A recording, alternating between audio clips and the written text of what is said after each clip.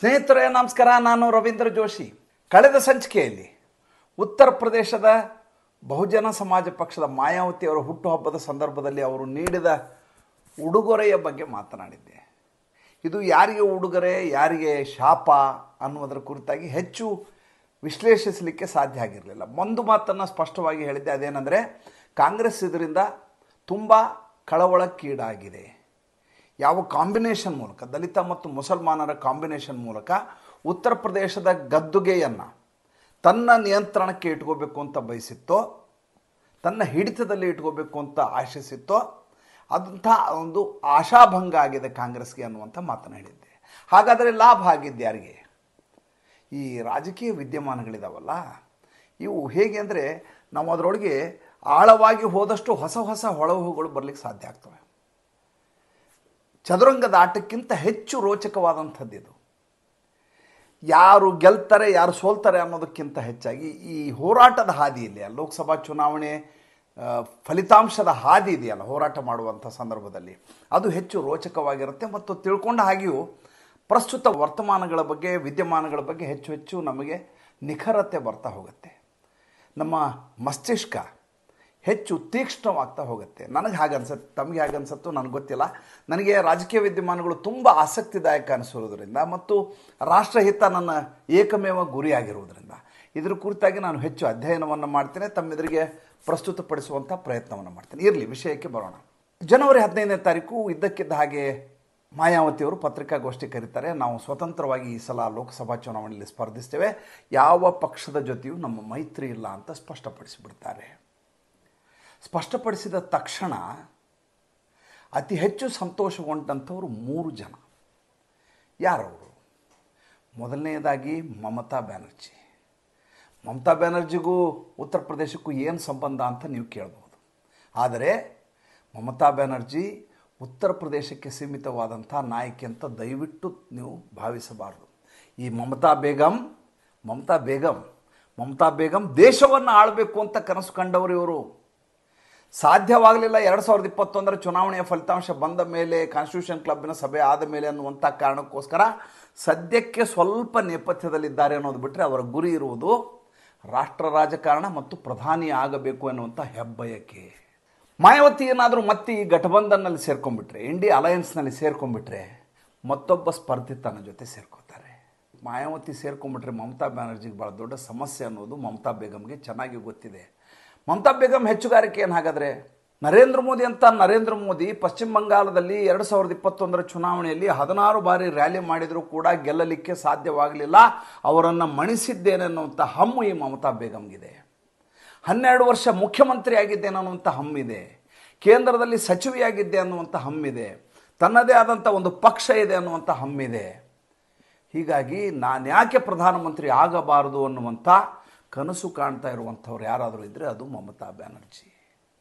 ಈ ಮಮತಾ ಬೇಗಂ ಯಾವಾಗ ಮಾಯಾವತಿ ಯಾರ ಜೊತೆನೂ ನಾನು ಮೈತ್ರಿಯನ್ನು ಮಾಡಿಕೊಳ್ಳೋದಿಲ್ಲ ಅಂದಾಗ ಮೊದಲಿಗೆ ಹಾಲು ಕುಡಿದದ್ದು, ಶುರುಕುಂಬ ಕುಡಿದದ್ದು ಇದೇ ಮಮತಾ. ಅದಾದ ಮೇಲೆ ಯಾರು?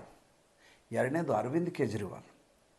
ಈ ಥರದ್ದು ರಾಷ್ಟ್ರೀಯ ಪಕ್ಷವಲ್ಲ, ಆದರೆ ದಿಲ್ಲಿ ಅಲ್ಲದೆ ಪಂಜಾಬ್ನಲ್ಲಿ ಕೂಡ ಸರ್ಕಾರವನ್ನು ನಡೆಸ್ತಾ ಇರೋರು, ಗುಜರಾತ್ ಮತ್ತು ಗೋವಾದಲ್ಲಿ ಸೆಣಸಿ ವಿಫಲರಾದರೂ ಕೂಡ ತಮ್ಮ ಅಸ್ತಿತ್ವವನ್ನು ಉಳಿಸ್ಕೊಂಡಂಥವ್ರು. 2014ರಲ್ಲಿ ನರೇಂದ್ರ ಮೋದಿ ವಿರುದ್ಧ ಸೆಣಸಬೇಕು ಅಂತ ಓಡಾಡಿದಂಥ ವಿಫಲ ಆದಂಥ ಮನುಷ್ಯ, ನಿರಂತರವಾಗಿ ನೇರವಾಗಿ ನರೇಂದ್ರ ಮೋದಿ ಜೊತೆ ತನ್ನ ಸೆಣಸಾಟ ಅಂತ ಬಿಂಬಿಸ್ತಾ ತಾನೊಬ್ಬ ರಾಷ್ಟ್ರ ರಾಜಕಾರಣಿ ಅಂತ ತನಗೆ ತಾನೇ ಪರಿಭಾವಿಸಿದಂಥ, ಭ್ರಮಿಸಿಕೊಂಡಂಥ ಮತ್ತೊಬ್ಬ ನಾಯಕ. ಈಗ ಏನಾದರೂ ಮಾಯಾವತಿ ಮತ್ತೆ ಪಿಚ್ನಲ್ಲಿ ಬಂದುಬಿಟ್ರೆ, ಅವ್ರ ಜೊತೆ ಅಲಯನ್ಸ್ ಮಾಡ್ಕೊಂಡ್ಬಿಟ್ರೆ ನನಗೆ ಅಂಥದ್ದೊಂದು ಅವಕಾಶ ಲಭ್ಯ ಆಗುವುದಿಲ್ಲ. ಮೊದಲನೇದಾಗಿ ಈಕೆ ದಲಿತ ಹೆಣ್ಮಗಳು, ಎರಡನೇದಾಗಿ ಈಕೆ ಬಹುಜನ ಸಮಾಜ ಪಕ್ಷ ಇದೆಯಲ್ಲ, ಈ ಪಕ್ಷಕ್ಕೆ ರಾಷ್ಟ್ರವ್ಯಾಪಿ ಮತ ತರುವಂಥ ಶಕ್ತಿ ಇಲ್ಲದೆ ಹೋದರೂ ಒಂದು ಅಸ್ಮಿತೆ ಉಳ್ಕೊಂಡಿದೆ ಮತ್ತು ದಲಿತ ಹೆಣ್ಮಗಳು ಅನ್ನುವಂಥ ಪ್ಲಸ್ ಪಾಯಿಂಟ್ ಸೇರಿಕೊಳ್ಳುತ್ತೆ. ಅವಾಗ ತಾನು ಹಿಂದೆ ಉಳಿಯಬೇಕಾಗತ್ತೆ ಅನ್ನುವಂಥ ತವಕ, ಗಾಬರಿ, ಆತಂಕ ಈತನಲ್ಲಿತ್ತು. ಮೂರನೇದು ಯಾರು? ಮೂರನೇದು ಅಷ್ಟೇ ಮುಖ್ಯವಾದಂಥದ್ದು ಅಖಿಲೇಶ್ ಯಾದವ್. ಆತ ರಾಷ್ಟ್ರ ರಾಜಕಾರಣದ ಬಗ್ಗೆ ಯೋಚನೆ ಮಾಡೋದಿಲ್ಲ. ಆತ ಉತ್ತರ ಪ್ರದೇಶದಲ್ಲಿ ಮತ್ತೊಂದು ಪ್ರತಿಸ್ಪರ್ಧಿ ತನ್ನ ಎದುರಿಗೆ ಇರಬಾರ್ದು. ಇವತ್ತು ಇವರಿದ್ದರೆ ನಾಳೆ 2027 ಚುನಾವಣೆಯ ಸಂದರ್ಭದಲ್ಲಿ ಮತ್ತೆ ಮಾಯಾವತಿ ತನಗೆ ನೇರವಾಗಿ ಪೈಪೋಟಿಗೆ ಇಳಿತಾರೆ. ಅವರು ಎಷ್ಟು ಕುಸಿದು ಹೋಗ್ತಾರೋ, ಎಷ್ಟು ಕಡಿಮೆ ಸೀಟುಗಳು ಬರ್ತಾವೋ ಅಷ್ಟು ತನಗೆ ಲಾಭ ಅನ್ನುವಂಥ ಲೆಕ್ಕಾಚಾರದಲ್ಲಿರುವಂಥ ಮನುಷ್ಯ. ಆತನಿಗೆ ರಾಷ್ಟ್ರ ರಾಜಕಾರಣದಿಂದ ಏನು ಇಲ್ಲ. ಆದರೆ ರಾಷ್ಟ್ರ ರಾಜಕಾರಣದ ಲೆಕ್ಕಾಚಾರ ಬಂದಾಗ, ಲೋಕಸಭಾ ಚುನಾವಣೆಯ ಸಂದರ್ಭ ಬಂದಾಗ, ಯಾವ ಉತ್ತರ ಪ್ರದೇಶದಲ್ಲಿ ಈಕೆ ಬಾರ್ಗೇನ್ಗೆ ಕೂತ್ಕೊಂಡ್ರೆ ಮಾಯಾವತಿ ಕನಿಷ್ಠ 15ರಿಂದ 20 ಸ್ಥಾನಗಳನ್ನು ತನ್ನಿಂದ ಕಸಿಗೊಳ್ಳಬಹುದು ಅನ್ನುವಂಥ ಲೆಕ್ಕಾಚಾರ ಇದೆ.